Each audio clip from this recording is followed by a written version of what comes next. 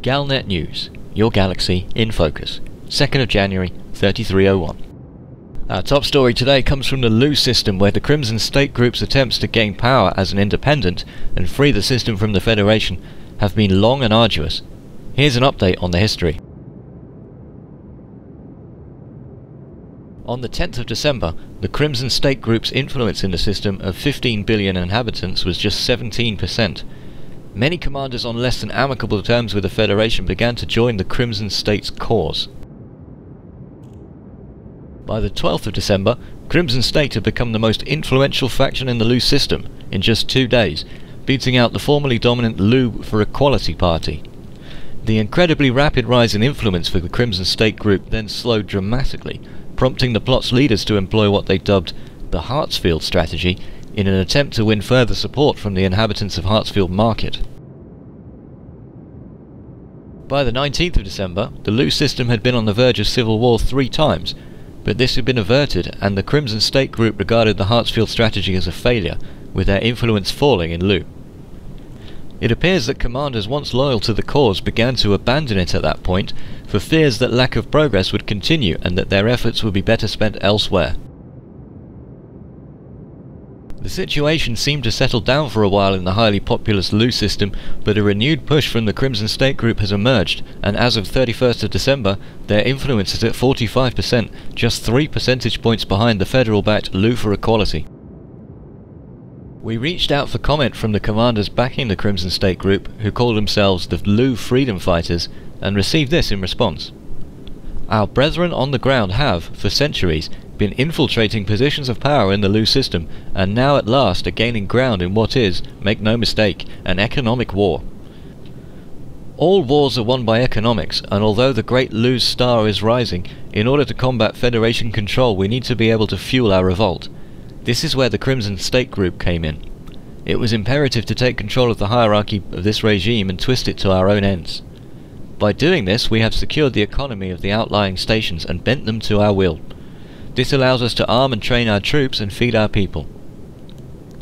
The massive apparent support for the Crimson State Group in the Lu system, and the lack of progress they are currently experiencing, has led some to speculate that Federation loyalists are at work behind the scenes to ensure the Federation retains control in Lu. Whatever the case, the current situation in the Sana system will mean that the Federation will be eager to hold on to the territories it does control, and Galnet will continue to report as the situation in Lu develops. In keeping with tradition, the Emperor has declared today a national holiday celebrating the day in 2264 when Marlin Javal first landed on Capitol. He gave his traditional message from the throne room in the Imperial Palace, referring in general terms to another great year and looking forward to the next. Observant commentators noticed a small mark on his ear, seen by looking at the image of his head from behind, that was also present in a clip recorded in the summer, suggesting this too was recorded in the summer. These same commentators implied that the Emperor may be more unwell than is being reported. No one was available from the palace for comment, though one senator, who did not want to be named, did point out that this had been done before to allow the Emperor and his family to have an uninterrupted Empire Day. The news comes after repeated claims from those in the Empire that the Emperor's condition was, in fact, not as serious as had been reported, and might trigger further fears for the Empire's leader from many in the Empire who have never lived under any other figurehead. Imperial Senator Torval has freed a further 10,000 unregulated slaves bought from private traders in the Federation to celebrate Empire Day. In a statement released this morning, she said, "I want to see the end of unregulated slavery throughout the galaxy. Imperial slavery is a respected tradition, and not to be besmirched by the terrible practice with a similar name tolerated in the Federation by turning a blind eye to it." Her statement seems to have ruffled a few feathers in Congress.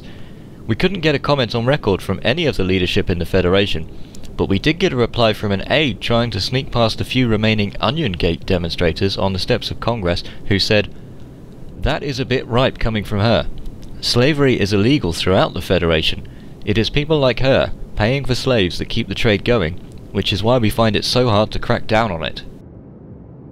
Slavery has become a subject of much debate in the news recently, and a contentious one whether you're an inhabitant of the Empire, where it's legal and regulated, the Federation, where it's outlawed, or even if you're completely independent. I'm joined, from somewhere in the deep void, by a slaver, for obvious reasons, who wants to keep his identity a secret. So how did you find yourself in the slave trade? I was born on Ozan Landing, located in the Abazi system. It's a system ruled by some less than reputable individuals, whom see no issue in the trade and sale of human cargo. Call it cultural differences. My father kept slaves, and I never truly saw them as people. Think what you will of me, but in the harsh depths of fringe space, the strongest survive. The trade came naturally to me, especially when I discovered that my uncle made his fortune on the export of slave labor into systems where the trade was quite illegal. Or even those independent stations out there that openly buy slaves. When I joined the Pilots Federation and started to spread my wings across the greater galaxy, I saw opportunity everywhere I went. So it's more about knowing where to find slaves? Oh yes, very much so. I know of several star systems where you can buy slaves legally and unashamedly. HIP 18843, LZ Ursae Majoris, Gun, Quator, and many more. These systems all are labeled as anarchies, and most are under the rule of pirates, warlords, and dictators. And where are some more commonly known locations that deal in slavery? The black markets of LHS 3447 and Cremain are very, very well-known places to the slave smugglers. Prices for forced labor are high in demand in the industrial, agricultural, and refinery-oriented systems. I've dealt with some very small and, let us say, legally questionable smaller corporations that buy slaves to be thrown into the mines, factories, or even the fields. Cheap manual labor cannot be beat, and slaves help cut costs. If they don't speak the local language, even better. Forge documents, and even call them immigrant workers. There are many ways these so-called civilized corporations label slaves as legal help. Also, the Federation authorities are well known for their corruption in the smuggling community. You can't rightly argue that they won't look the other way if you slip them some credits under the table. And the Empire, don't get me started on them, my friend. There are Imperial slaves, and then there are Imperial slaves. I've dealt with them many times before. I'd wager there's a good chunk of the slave population that were never Imperials to begin with, smuggled in and then worked into the system rife with abuse. Just look at that rebellion they just put down, Imperial slaves are the simply indentured servants that are working off their debt to society. What a crock. A slave is a slave, my friend. That debt is a number in a computer, and it can be edited whenever they like. Wow, okay, so you're suggesting that despite some rather vocal anti-slavery figures within the Federation and the regulation of slaves within the Empire, the trade of slaves is still widely accepted and even endorsed across the galaxy? To a degree. Look at it this way. Let us say that you have an alcoholic friend, He stinks of booze all the time, but yet you never see him drink. And when he slips out late at night, he tells you he's just going for a walk. Out of sight, out of mind. It's an unfathomably massive galaxy out there, and there are billions upon billions of humans in it. Do you think the average individual from these so-called civilized corners of space are going to notice? Of course not. They care about their sims, their stims, and their exotic meats and booze. They don't care who makes it, who picks it, or who even brews it.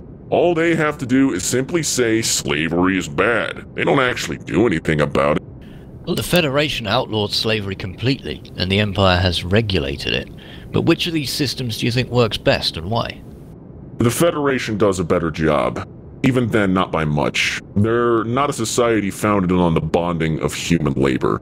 That's really all the good you're gonna get out about it, though. I mean, they're both terrible at stopping the trade. So, slavery, I mean, what are you doing about it? My reasons are my own. They call it a lifetime of guilt. That's far from the truth, but if one wants to destroy this trade, they need to be a commander. Also, should they wish to profit from it, they do the same. It's a trade that relies on the involvement of individual pilots. Sure, there are networks and even organizations dedicated to the propagation of this dark industry, but many of those who buy and sell slaves for the means of trade are solo commanders, like myself. It lives and dies by our action, and I'm taking my action.